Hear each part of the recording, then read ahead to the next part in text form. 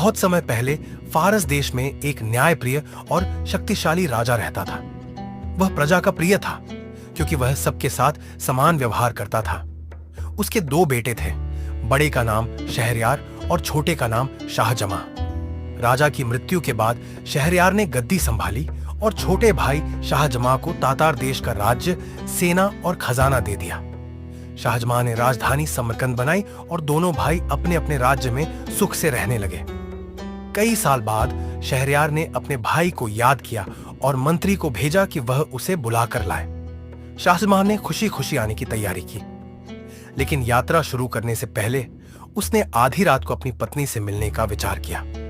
जब वह महल लौटा तो देखा कि उसकी पत्नी किसी सेवक के साथ सो रही थी। यह दृश्य देखकर वह क्रोध से भर गया और दोनों की हत्या कर दी। इस घटना के बाद शाहजमां गहरे दुख में डूब गया।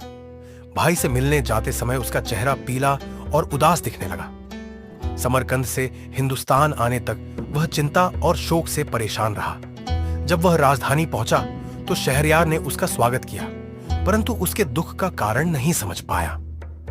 कुछ दिन बाद शहरयार शिकार पर चला गया और शाहजमां महल में अकेला रह गया। उसने खिड़की से देखा कि रानी, शहरयार की पत्नी और उसकी दासियां गुप्त दरवाजे से बाग में आईं।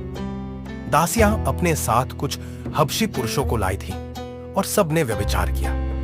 यह देखकर शाहजमां को आश्चर्य हुआ। उसने सोचा, मेरी पत्नी ने मुझे धोखा दिया था, पर मेरा भाई तो मुझसे भी बड़ा दुख झेल रहा है। यह सोचकर उसका मन हल्का हो गया और उसका चेहरा फिर से खिलने लगा। जब शहरयार लौटा, उसने देखा कि शाहजमां अब खुश है। पूछने पर शाहजमां ने सारा हाल बताया। पहले तो शहरयार को विश्वास नहीं हुआ।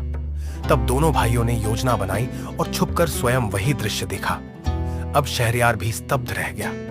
गुस्से और निराशा में उसने सोचा कि दुनिया की सभी स्त्रियां विश्वासघाती होती हैं। दोनों भाई राजपाट छोड़कर जंगल की ओर निकल पड़े।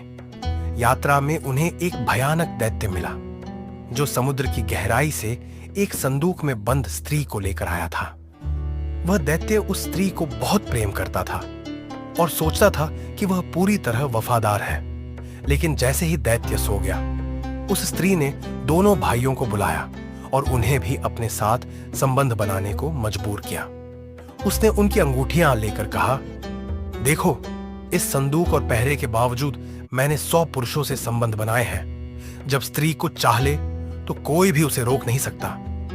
यह सुनकर दोनों भाइयों ने समझ लिया कि यह दुख सिर्फ उनका ही नहीं है। वे अपने राज्यों में लौट आए।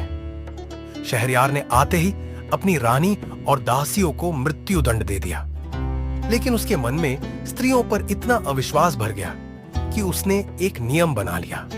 वह हर रात एक नई स्त्री से विवाह करेगा और सुबह उसे मरवा देगा, ताकि कोई स्त्री विश्वासघात न कर सके। धीरे धीरे सैकड़ों घर उजड़ गए। लोग बेटियों को बचाने के लिए शहर छोड़ने लगे। उसके मंत्री की 2 बेटियां थीं। बड़ी का नाम शहरजाद और छोटी का नाम दुनियाजाद। बड़ी बेटी बहुत बुद्धिमान थी। उसे पुरानी कहानियां, कविताएं और ज्ञान की बातें याद रहती थीं। उसने अपने पिता से कहा, पिताजी, मैं इस अन्याय को रोकना चाहती हूं। आप मुझे बादशाह से विवाह करने दें। मंत्री डर गया और बोला, बेटी, यह तो आत्महत्या है, तुम्हें भी सुबह मारा जाएगा। लेकिन शहरजाद अड़ी रही। उसने कहा, यदि मैं मारी गई तो एक बलिदान होगा, पर अगर मैं सफल हुई तो असंख्य बेटियां बच जाएंगी।